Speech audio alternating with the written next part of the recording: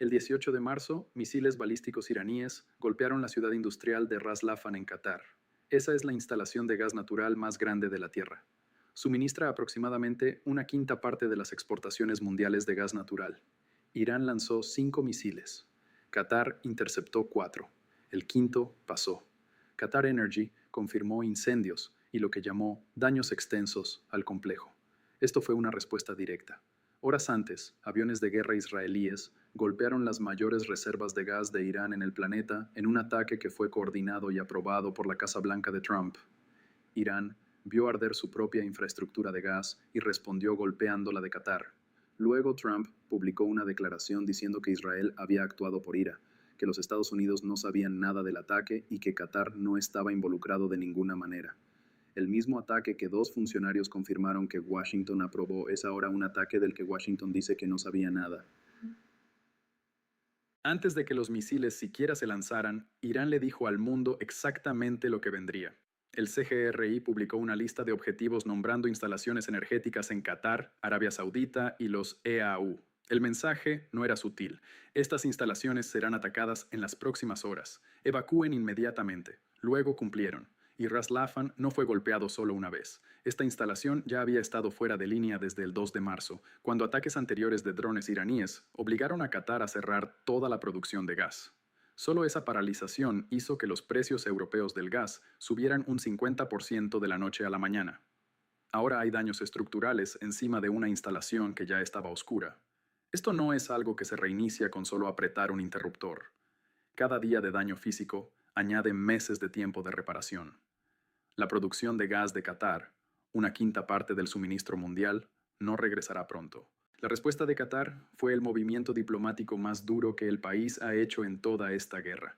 El Ministerio de Relaciones Exteriores declaró persona non grata a los agregados militares y de seguridad de Irán, 24 horas para irse. La declaración oficial llamó al ataque una flagrante violación de la soberanía y una amenaza directa a la seguridad nacional, y Qatar se reservó el derecho de actuar en legítima defensa bajo el derecho internacional. Pero la declaración de Trump fue más allá de simplemente distanciar a Washington del ataque a South Pars. Amenazó con que si Irán golpea la instalación de gas de Qatar de nuevo, los Estados Unidos, con o sin Israel, harán explotar masivamente la totalidad del campo de gas de South Pars a un nivel de destrucción que Irán nunca ha visto. Eso es el presidente de los Estados Unidos amenazando públicamente con destruir la mayor reserva de gas del planeta. Una reserva que se asienta directamente sobre un yacimiento compartido con Qatar, el mismo país que dice que está protegiendo.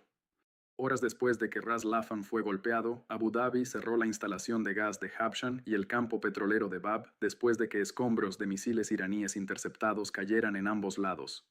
No se reportaron heridos. Pero aquí está lo que hace a Habshan crítico. Es el punto de partida del oleoducto de crudo de Abu Dhabi de 248 millas, la línea Adcob que va de Habshan a Fujairah. Ese oleoducto maneja un estimado de 1,5 millones de barriles por día. Es la única ruta de exportación de los EAU que elude el estrecho de Hormuz. Cuando Habshan se desconecta, el bypass va con él. Irán también golpeó la provincia oriental de Arabia Saudita, el hogar de los principales campos petroleros del reino. Más temprano en la guerra, la refinería Ras Tanura de Saudi Aramco fue golpeada y cerrada temporalmente, pero Reuters reportó que se reinició el 13 de marzo. El 18 de marzo, Irán golpeó o intentó golpear objetivos en Qatar, Arabia Saudita y los EAU, mientras otros estados del Golfo permanecían en alerta máxima. El Ministerio de Defensa de los EAU reportó interceptar 10 misiles balísticos y 45 drones de Irán el día anterior. 5 países golpeados en un solo día. La mayor instalación de GNL de la Tierra extensamente dañada. El bypass de Hormuz de los EAU amenazado. Capacidad de refinación saudí fuera de línea. Esa es la escala de lo que sucedió el 18 de marzo. Pero la pregunta que deberías estar haciendo es ¿por qué? ¿Por qué Irán escaló a este nivel en este día particular? Necesitamos hablar de las 48 horas que vinieron antes porque lo explican todo. El 17 de marzo, de madrugada, ataques aéreos israelíes mataron a Ali Larihani, el secretario del Consejo Supremo de Seguridad Nacional de Irán. Ese título no le hace justicia al hombre. Larijani era el funcionario superviviente más poderoso de la República Islámica después de que Israel asesinó al líder supremo Ali Khamenei el 28 de febrero, el día de apertura de esta guerra. El ex asesor de seguridad nacional israelí Meir Ben Shabbat lo expresó claramente. Desde la muerte de Khamenei, Larijani gestionó la lucha contra Israel y sirvió como el principal coordinador de los órganos de seguridad de Irán. Tenía 67 años. Era una de las figuras supervivientes más influyentes en Teherán después de la muerte de Khamenei, un veterano intermediario de poder con conexiones en todas las instituciones políticas, clericales y de seguridad de Irán. Anteriormente había liderado las negociaciones nucleares de Irán con Occidente entre 2005 y 2007. También fue expresidente del Parlamento. Si alguna persona dentro de Teherán tenía la autoridad y las relaciones para negociar un alto el fuego con Washington, era Larijani.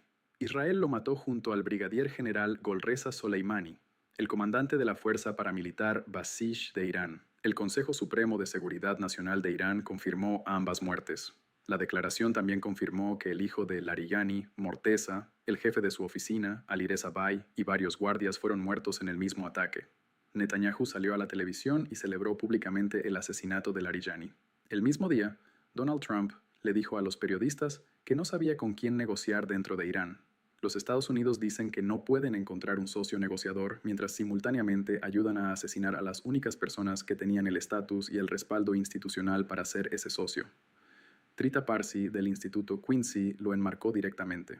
Los israelíes han luchado para arrastrar a los Estados Unidos a una guerra total con Irán durante más de 20 años. Es en su interés prolongar esta guerra y eliminar cualquier salida potencial que Trump pueda estar buscando. Independientemente de si estás de acuerdo con ese encuadre, los hechos operacionales lo respaldan.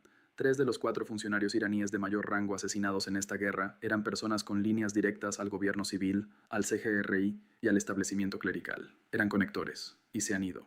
Luego, menos de 24 horas después, Israel atacó de nuevo. El ministro de Inteligencia Esmail Katib, muerto en un ataque aéreo de precisión en Teherán. Esos son 3 asesinatos senior en 48 horas.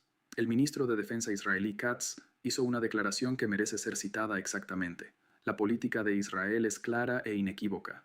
Nadie en Irán tiene inmunidad y todos son un objetivo. Katib tenía una recompensa estadounidense de $10 millones sobre su cabeza. Israel dijo que había matado al ministro de Inteligencia Esmail Katib y los funcionarios iraníes posteriormente reconocieron su muerte. En Teherán, miles inundaron la Plaza de la Revolución para la procesión fúnebre de Larijani y Soleimani cantando por las calles, el duelo convirtiéndose en una demanda nacional de represalia. El nuevo líder supremo de Irán, Mojtaba Khamenei, el hijo del asesinado Ali Khamenei, emitió una declaración pública. Cada gota de sangre derramada tiene un precio, y los asesinos criminales de estos mártires pronto tendrán que pagarlo. Eso no fue un elogio fúnebre, fue una orden de objetivo envuelta en lenguaje religioso. Y la represalia no se detuvo en los misiles. Necesitamos hablar de lo que Israel hizo en la mañana del 18 de marzo, porque es el detonador que convirtió esto en una guerra energética. La Fuerza Aérea Israelí golpeó las instalaciones de procesamiento de gas natural en South Pars y Asalouye, en la provincia iraní de Bushehr. Este fue el primer ataque contra la infraestructura de gas natural iraní en toda la guerra. South Pars no es solo otro campo de gas. Produce aproximadamente el 75% de la producción total de gas natural de Irán. Es la mayor reserva de gas natural del planeta y críticamente está conectado bajo tierra con el campo norte de Qatar. Mismo yacimiento, 2 países extraen de él. Axios reportó que el ataque había sido coordinado con la Casa Blanca y el Wall Street Journal reportó por separado que Trump sabía de él con antelación y lo apoyaba. Pero Trump luego dijo públicamente que los Estados Unidos no tuvieron participación ni conocimiento previo. La justificación declarada fue que era una señal de lo que podría venir después si Irán continuaba asfixiando el estrecho de Hormuz. Trump publicó en Truth Social poco después: "Los estamos poniendo rápidamente fuera del negocio". Pero el cálculo real era más cínico que eso. La administración Trump había bloqueado previamente los ataques a la infraestructura petrolera iraní debido al aumento de precios que causaría. El gas, explicó un funcionario israelí, se consideraba menos preocupante en el frente de precios. Esa distinción importa.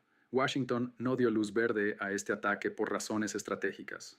Lo dio porque creyó que el gas no movería los mercados de la manera en que lo haría el petróleo. Esa apuesta estuvo equivocada en cuestión de horas. El Ministerio de Petróleo iraní confirmó daños a múltiples instalaciones. Los medios estatales reportaron tanques de gas y partes de una refinería golpeados, trabajadores evacuados, incendios controlados, pero el impacto secundario fue inmediato. Los flujos de gas iraní hacia Irak fueron cortados. Irán suministra entre el 30 y el 40% de la electricidad y el gas de Irak. Las luces de Bagdad ahora estaban directamente conectadas a las decisiones de objetivo israelíes. El Ministerio de Relaciones Exteriores de Qatar condenó el ataque a South Pars al instante, y no por solidaridad con Teherán. El portavoz de Qatar, Majed Al-Ansari, lo llamó un paso peligroso e irresponsable, y señaló que South Pars es una extensión del propio campo norte de Qatar. Atacar la infraestructura energética constituye una amenaza para la seguridad energética mundial, dijo, así como para los pueblos de la región y su medio ambiente. Rusia también lo condenó, señalando que South Pars se encuentra cerca de la planta nuclear iraní de Bushehr, que Rusia construyó y ayuda a operar. Y aquí está la parte que ata toda esta secuencia, la cosa que no escucharás enmarcada correctamente en ningún otro lugar.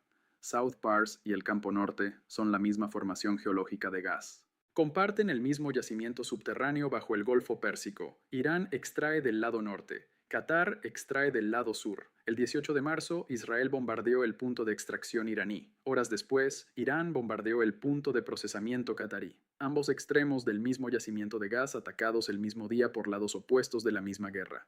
Qatar condenó a ambos. Esa es la posición que Qatar ocupa ahora. Su campo de gas compartido dañado desde el lado iraní por Israel. Su socio de seguridad. Y su instalación de procesamiento destruida desde el lado del Golfo por Irán, el vecino con quien comparte el campo. Ningún país en la Tierra ha sido puesto en una peor posición energética por un solo día de combate desde que comenzó esta guerra. La mayoría de la gente piensa que esto es solo Israel e Irán, intercambiando golpes. En realidad, se trata de toda la arquitectura energética del Golfo Pérsico siendo desmantelada desde dos direcciones a la vez, y nadie está reconstruyendo nada mientras los misiles siguen volando. El impacto económico de un solo día de ataques es donde vive el daño real. El crudo Brent está por encima de $118 por barril, casi un 50% más alto que antes de la guerra. El WTI ronda los $100. El diésel en los Estados Unidos ha cruzado los $5 por galón por primera vez desde el aumento de la inflación de 2022. La Reserva Federal mantuvo las tasas de interés el 18 de marzo, citando elevada incertidumbre por la guerra, y los precios al productor estadounidenses están subiendo al ritmo más rápido en 7 meses. Los futuros de gas de referencia europeos saltaron un 50% cuando Qatar detuvo por primera vez la producción el 2 de marzo. Los precios asiáticos del GNL subieron un 39% el mismo día. Después de los ataques a South Pars y Ras Laffan, el gas europeo subió otro 6%. La mayoría de la gente piensa que el estrecho de Hormuz está bloqueado por buques de guerra iraníes. En realidad, Irán lo cerró con un puñado de ataques de drones y dejó que la industria de seguros hiciera el resto. El transporte marítimo a través de Hormuz ha sido drásticamente reducido. Reuters reportó cientos de buques detenidos o anclados en y alrededor del Golfo, con alrededor de 20.000 marineros varados, mientras la situación de seguridad se deterioraba. Sin aseguradora, sin tránsito, la marina más poderosa de la historia no puede obligar a Lloyd's de Londres a escribir una póliza. Irán no necesitó un bloqueo. Armó con aversión al riesgo comercial. Unos pocos drones baratos, un par de petroleros en llamas, y la industria naviera mundial tomó la decisión de detenerse por sí sola. Trump llamó a una coalición naval: China, Japón, Corea del Sur, Francia, el Reino Unido. Pidió a todos ellos que enviaran buques de guerra. El gobierno de Alemania respondió formalmente: mientras continúe esta guerra, no habrá participación, ni siquiera en ningún esfuerzo para mantener el estrecho de Hormuz abierto por medios militares. Grecia dijo que no. El primer ministro Starmer del Reino Unido dijo: no nos dejaremos arrastrar a la guerra más amplia. Nadie vino. La Agencia Internacional de Energía liberó 400 millones de barriles de reservas de emergencia. Eso cubre aproximadamente 20 días de flujo normal de Hormuz, 4 días de consumo global total. La Reserva Estratégica de Petróleo de EEUUU tenía aproximadamente 415 millones de barriles antes de la guerra, y su tasa máxima de extracción es de 4,4 millones de barriles por día. Incluso después de una orden presidencial, el petróleo tarda 13 días en llegar a los mercados estadounidenses. El 18 de marzo, el Departamento del Tesoro alivió las sanciones sobre Venezuela para permitir a las empresas estadounidenses comprar a la empresa estatal de petróleo. Irak llegó a un acuerdo con las autoridades kurdas para empujar 250.000 barriles por día a través de un oleoducto hacia Turquía. Arabia Saudita está redirigiendo algo de crudo a través de oleoductos del Mar Rojo. Estos no son soluciones, son torniquetes. Y más allá del combustible, el estrecho de Hormuz transporta una parte de las exportaciones mundiales de GNL que sirven como materia prima para los fertilizantes a base de nitrógeno.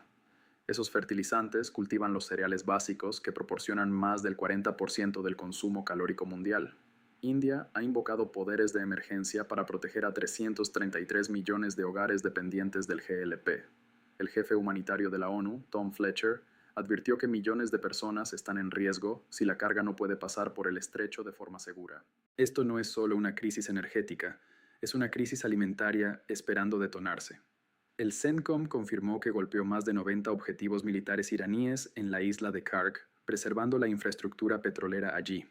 El 18 de marzo, las fuerzas estadounidenses usaron múltiples municiones perforantes de búnkeres de 5.000 libras en sitios de misiles iraníes reforzados a lo largo de la costa de Hormuz. El Pentágono ha presentado una solicitud al Congreso de más de $200.000 millones en fondos para la guerra.